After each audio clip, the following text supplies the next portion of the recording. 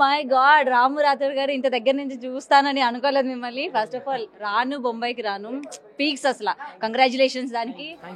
And ఈ folk event గురించి ఏం చెప్తారు? ఇవాళ ఒకే స్టేజ్ పైన మొత్తం దాదాపు 60 మంది ఒకే స్టేజ్ పైన రాక్ చేయబోతున్నారు, ఏం చెప్తారు? ఏం లేదండి, నాకైతే చాలా చాలా చాలా చాలా హ్యాపీగా ఉంది. అంటే వాళ్ళు ప్రతి ఒక్కరు కూడా మట్టిలో మాణిక్యాలే, లైక్ నేను అందులో ఒక మెంబర్నే. సో నాకైతే చాలా హ్యాపీగా ఉంది, చాలా గర్వంగా ఉంది. ఎందుకంటే నేను వాళ్ళని చూస్తూ నేను నేర్చుకున్నా.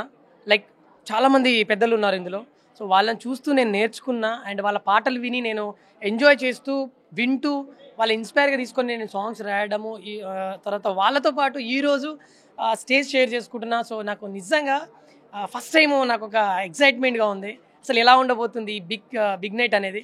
సో నేనైతే చాలా చాలా చాలా ఎక్సైటెడ్గా ఉన్నా. ఇక మీరు చూస్తారని చెప్పేది ఏం లేదు. నా ఆనందం ఆ 23rd రోజు, ఆగస్టు 23rd రోజు చూడబోతారు.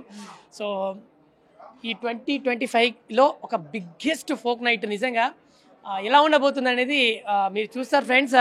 మీరు ఖచ్చితంగా ఆ రోజు మిస్ అవ్వకండి, ఖచ్చితంగా మీరు వచ్చేసేయండి. మనం అందరం కూడా ధూమ్ ధామ్ గా మన మాస్ జాతర చేసుకుందాం. అండ్ రాము గారు, అసలు మీరు ఈ మధ్య సాంగ్ హిట్ అయిన తర్వాత ఎక్కడ కనిపించట్లేదంటే, ఆ జనాలకు అందుబాటులో కూడా లేరని టాక్ వినిపిస్తుంది, ఏం చెప్తుంది?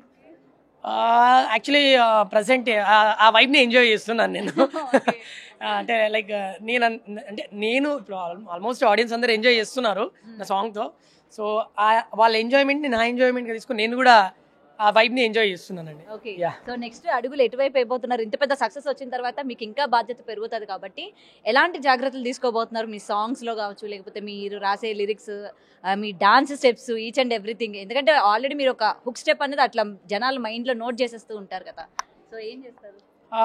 ప్రజెంట్ అయితే నేను ఆర్టిస్ట్గా వేరే వేరే ఛానల్స్లో చేస్తున్నాను. బట్ నా ఛానల్కి వచ్చేసరికి నేను నా పాట హిట్ అవుతుందని చెప్పేసి నేను ఎవ్వరికి కూడా గ్యారెంటీ ఇవ్వను. ఎందుకంటే ఏ పాట ఏ సాంగ్ ఈ జనాలకి అట్రాక్ట్ అవుతుందో, తర్వాత ఎడిక్ట్ అవుతుందో తెలియదు. సో రాను బొమ్మాయికి రాను ఎడిక్ట్ అయిపోయింది అందరికీ. సో అలా మోస్ట్లీ నా నెక్స్ట్ సాంగ్స్ కూడా ఖచ్చితంగా అవుతుందని చెప్పేసి అయితే చెప్తాను. దాన్ని ఖచ్చితంగా నేను బల్లగుద్ది మళ్ళీ రాను బొంబాయి కంటే బాగా వస్తుందని చెప్పి చెప్పలేను. ఎందుకంటే రాను బొంబాయికి రాను ప్రపంచ స్థాయిలో అదొక నెక్స్ట్ లెవెల్ అది చేరిపోయింది, అది ఆ జాబితాలో చేరిపోయింది. అండ్ మిస్ ఇండియా వాళ్ళ నోట నుంచి మీకు ఏం తెలుగు పాట వచ్చంటే రాను బొంబాయికి రాను, అది వినగానే మేమే షాక్ అయ్యాము. మరి మీరు ఇంకెంత షాక్ అయ్యారు అసలు? ఇంకా అది ఇక నా ప్లేస్లో మీరుండి ఆలోచించాలి ఇక. అవునా? ఫుల్ డాన్స్ వేసుకున్నారా?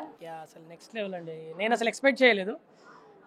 ఒక పాట, ఒక జానపదం పాట ప్రపంచ స్థాయిలో ఒక మంచి గుర్తింపు తెచ్చింది. అది నాకు గర్వకారణంగా ఉంది, మన యావత్ తెలంగాణకి గర్వకారణంగా ఉంటుంది.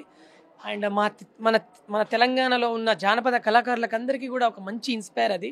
అంటే మనం తలుచుకుంటే ఏదైనా చేయగలుగుతాం అనే దానికి నా పాట ఒక ఇన్స్పైర్గా రావడం నాకు చాలా హ్యాపీగా ఉంది. రైట్. అండ్ ఒక్కసారి లాస్ట్ అండ్ ఫైనల్ మీ నోట ఒక్కసారి ఆ పాట కూడా వింటే. అద్దాల మేడలున్నాయే, మేడల్లా మంచి సీరలున్నాయే, సీరంచు రైకలున్నాయే, కొనిపిత్తా నాతో బొంబాయి రాయే, రాను నే రాను, రాను బొంబాయికి రాను, రాను బొంబాయికి రాను, రాను బొంబాయికి రాను, రాను బొంబాయికి రాను. నెక్స్ట్ టైం రప్పించండి బొంబాయి. తప్పకుండా. థ్యాంక్ యూ అండి. Thank you so much. For more videos like this, subscribe Big TV channel.